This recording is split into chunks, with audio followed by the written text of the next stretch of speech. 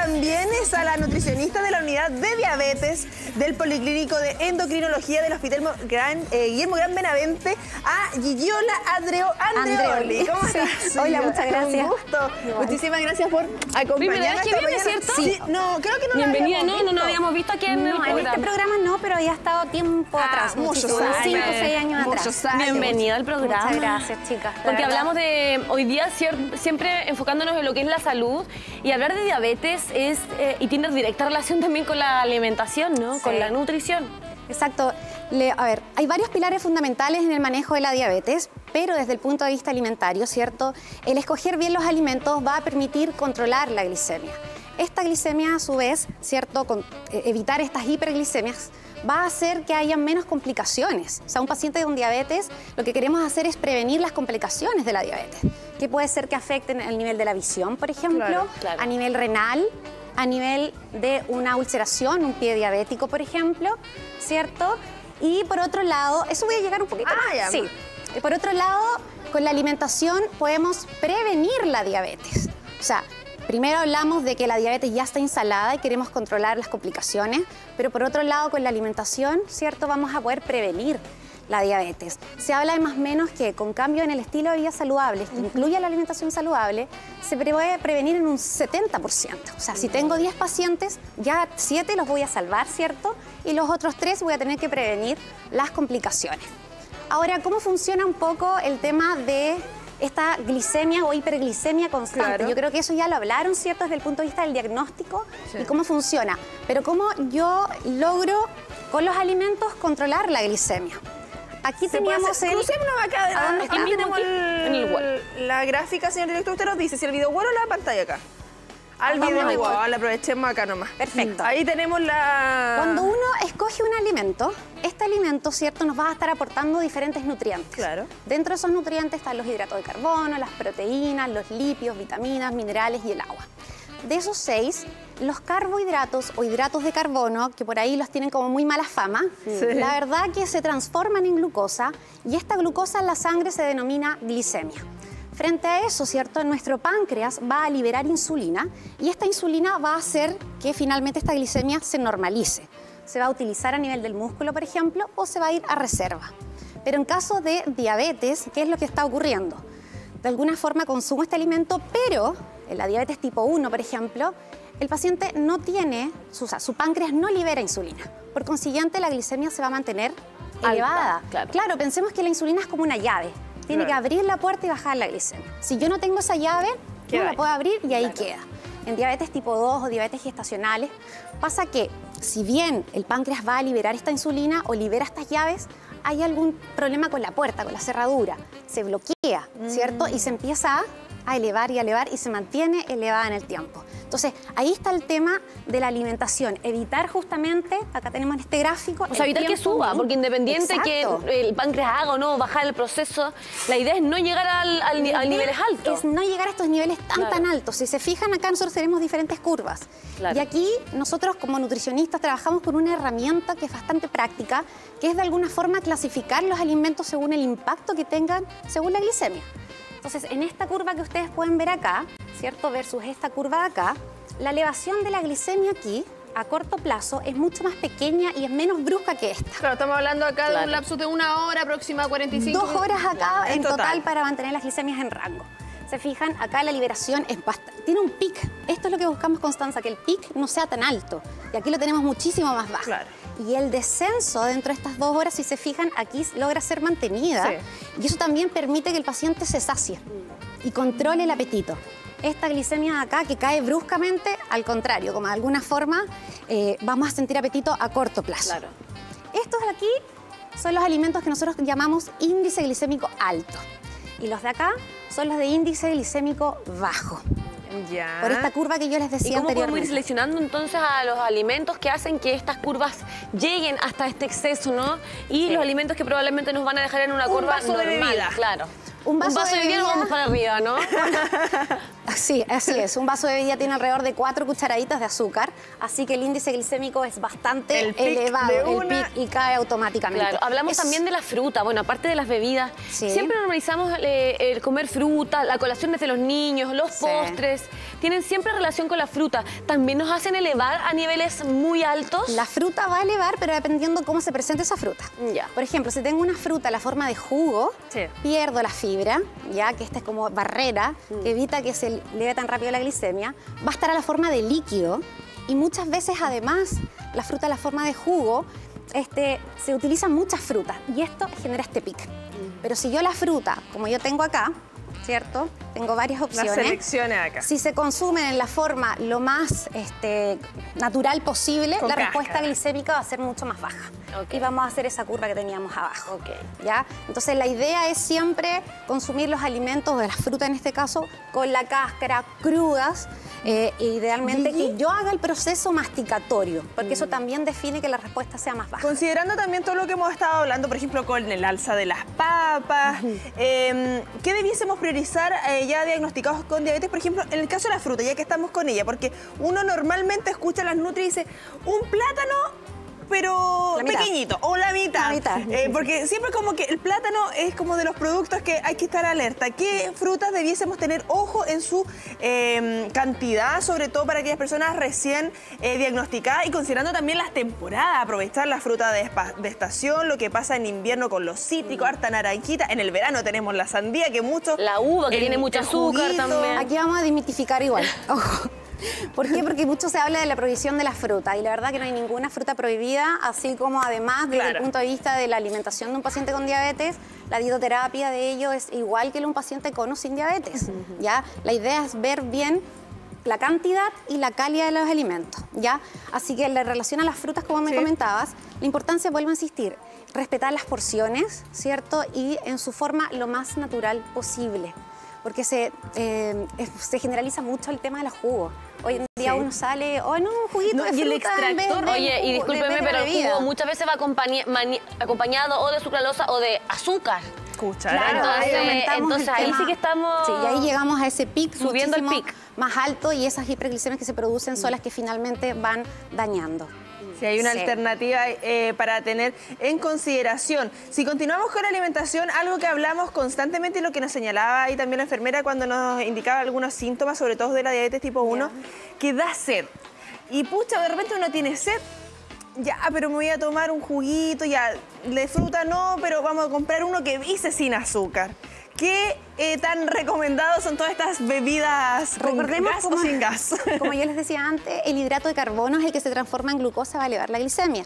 Porque siguiente, los jugos de fruta que dicen sin azúcar adicionada, claro, no se les adiciona el azúcar de mesa, pero igual tienen los carbohidratos propios de la fruta, que es la fructosa, la sacarosa. Entonces igual van a generar un impacto glicémico y la gente cree que los puede tomar a libre demanda. Ese es el tema. Y por ejemplo, en redes sociales, hay mucha gente que sí tiene sed de las bebidas cola y que no me vengan a decir que no, porque a mí me da mucha sed con las bebidas cola. Y de botella de vidrio. Y se sienten estupendos porque son cero o son light, entonces vamos tomándonos litros y litros de cola. El paciente que está tomando bebidas sin azúcar, perfecto, uno le va a decir, ya, baje la cantidad. No se tome el litro y medio. Pero como decía la psicóloga, que no haya culpabilidad en la toma de, si estamos hablando, la psicóloga me gustó mucho todo lo que ella habló en relación justamente a esto, entonces lo pueden consumir sin ningún problema, pero obviamente bajen la cantidad, o sea, no 2 vasos, 3 vasos, 4 vasos todos los días, un vaso en una celebración o de vez en cuando. De uso diario, no, porque además hay varios temas con el tema de los endulzantes. Entonces, mejor ahí evitar su consumo o bajar la cantidad, y en pacientes que obviamente que no están acostumbrados a las bebidas sin azúcar, no fomentarlas. ¿Me estás hablando de un vaso a la semana? Preferentemente sería el vaso a la semana de celebración. De la frecuencia del paciente, porque aquí nosotros, y paso al aviso también, el tema de la importancia que la dietoterapia, que es la adaptación de la dieta del paciente a la condición del paciente, es en base al paciente. Sí, su realidad. Es su realidad. Entonces, claro, podemos dar cosas generales, pero la verdad siempre trabajar muy individualizado. Porque no necesariamente vamos a tener el diagnóstico de diabetes, porque quizás hay hipertensión, hay otras enfermedades que tenemos que cuidarnos también en la alimentación. Y algo que tú señalabas, ya que aprovechabas de mencionar a Pierina y a nuestra psicóloga, que yo lo he escuchado, es como... ya, mira, si estamos en un cumpleaños, me voy a comer 2 trocitos de torta, total, no como hasta mañana. ¿Qué pasa con las y los diabéticos que se saltan una comida? Que claro, prioricemos, ya comamos un picoteo, pero después no me tomo la colación que era un yogur. Claro, de ahí me como puro apio solo, lechuga sola. Bueno, el tema de las comidas va a depender mucho del tratamiento médico del paciente. Hay pacientes que usan fármacos, por ejemplo, metformina, Wotzik-Dua, etc. No debería dar nombre, pero bueno, ya los dije. Y por otro lado, pacientes que usan insulina. Entonces, obviamente, los tiempos de acción que tienen que haberlos hablado también con la enfermera va a depender de que cumplan con esos tiempos de comida, que no se los salten. Eso es muy, muy importante. Hablemos también de los planes nutricionales, porque muchas veces necesitamos acompañarnos de expertos como ustedes, expertas como ustedes, que nos arreglen la vida, ¿no? Diaria, de decir, miren, vamos por este lado, todas estas cosas tenemos, ¿cierto?, como positivas para que puedas incorporar. Se necesita de alguien que nos acompañe, nos oriente. ¿En qué consiste el trabajo nutricional que se realiza para las personas con diabetes? Bueno, la atención nutricional en los SFAN, ¿cierto? Están las nutricionistas que tienen más o menos un tiempo de 30 minutos promedio. Y también en el área que estamos nosotros, que es en el hospital, que es el centro de atención ambulatoria, más o menos estamos como 45 minutos, 1 hora en atención con el paciente. La idea es que en ese tiempo nosotros conozcamos a quién estoy al frente. O sea, a mí no me interesa el paciente que tiene, o sea, el paciente con diabetes, sino que es quién es este paciente. Yo lo tengo que conocer. Dónde vive, con quién vive, su edad, su trabajo, sus horarios de jornada laboral, ¿cierto? Sus ingresos económicos. Y además uno va pasando como por diferentes módulos, ya recopilando la información necesaria. Vemos el tema del peso, las balanzas, la talla, el índice de masa corporal, la composición corporal, si tenemos herramientas más específicas. Hacemos un análisis de los exámenes de laboratorio y ahí yo les comento el tema de que se entrega un glucómetro, que también creo que lo vieron con la enfermera. El tema de que a través del glucómetro nosotros podemos ir evaluando justamente este comportamiento glicémico. Yo además en el poli, en la unidad de diabetes, trabajo mucho con las embarazadas, diabetes gestacional o pregestacional. Y ahí el trabajo es bastante hermoso porque vemos cómo las glicemias, con ir escogiendo los alimentos de mejor calidad, en cantidad y calidad, va generando hiperglicemias muchísimo más bajas hasta llegar a la normoglicemia. ¿Se fijan? O sea, eso es muy, muy lindo. Luego vemos la parte clínica, que a medida que yo la estoy viendo, también la estoy observando. La piel, la hidratación, ¿cierto?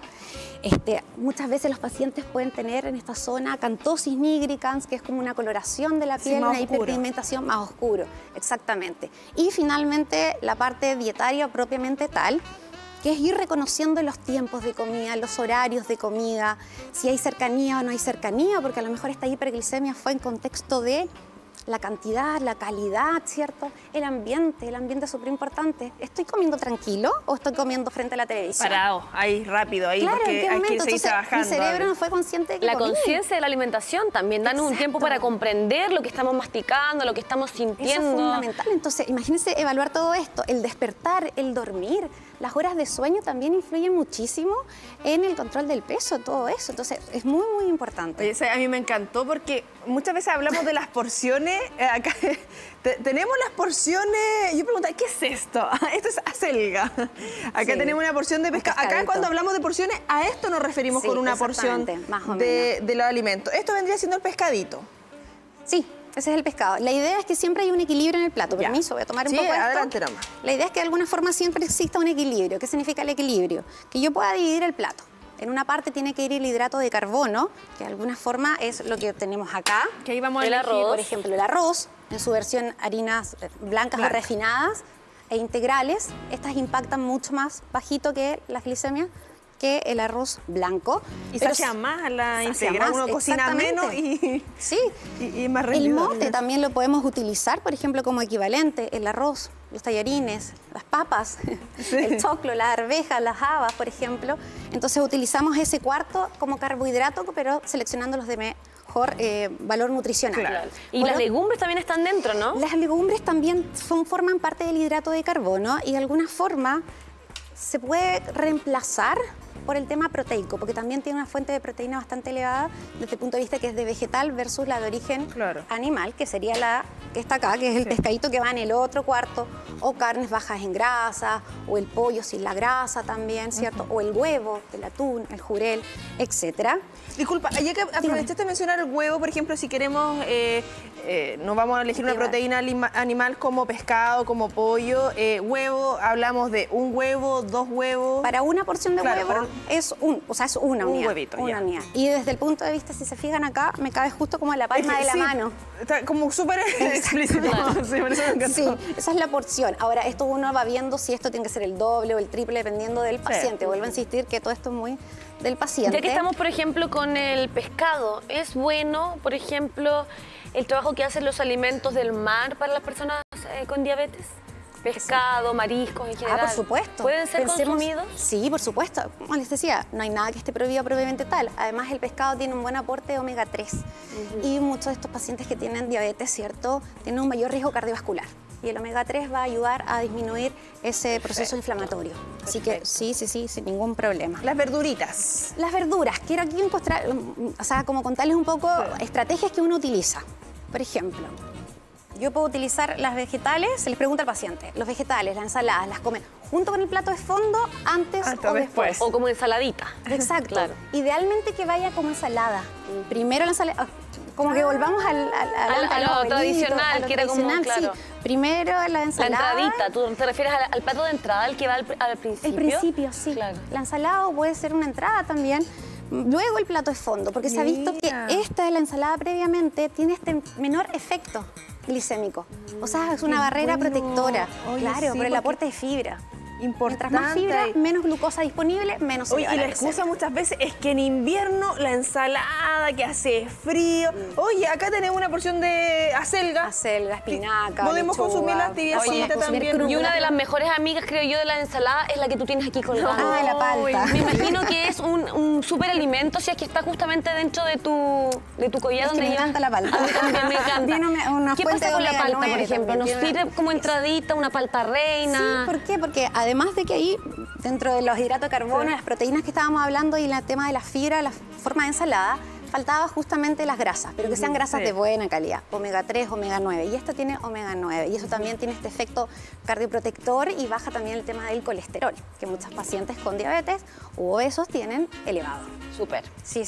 Otro reemplazo también aparte de la palta. Los frutos secos, las almendras, las nueces, el maní, evitar esos hilos que vengan salados, por ejemplo, la chía, la linaza, hay muchos. Eso te iba a contar, que el otro día conversábamos, por ejemplo, del maní, que había que activarlo. Ya.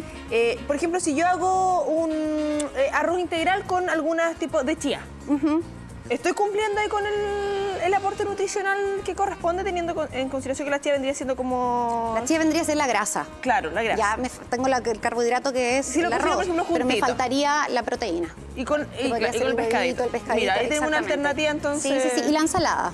Que también, hay pacientes que no les gusta la ensalada. Sí. Entonces, ¿qué tengo que hacer? Ver la estrategia.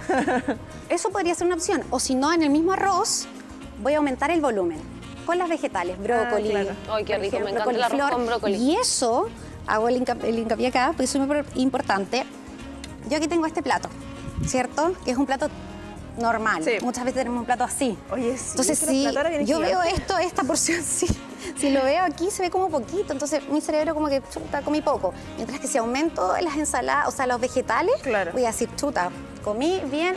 Oye, ¿y qué pasa también? El plato es súper engañador. No, y como tú bien dices, los venden mucho más grandes. Sí, yo como el plato de servilleta, porque el otro es gigante, enorme. Están cambiando la modalidad de los platos hoy en día. Sí. Y eso va en, obviamente, desmedro de lo que es la nutrición, porque comemos más, tendemos a llenar el plato. Sí. ¿Qué pasa con esta amiga? La hidratación. La amiga de hidratación. Que esto es lo que deberíamos nosotros consumir diariamente. Esto sí que es diariamente, sí o sí, porque hay pérdidas y las pérdidas hay que suplirlas.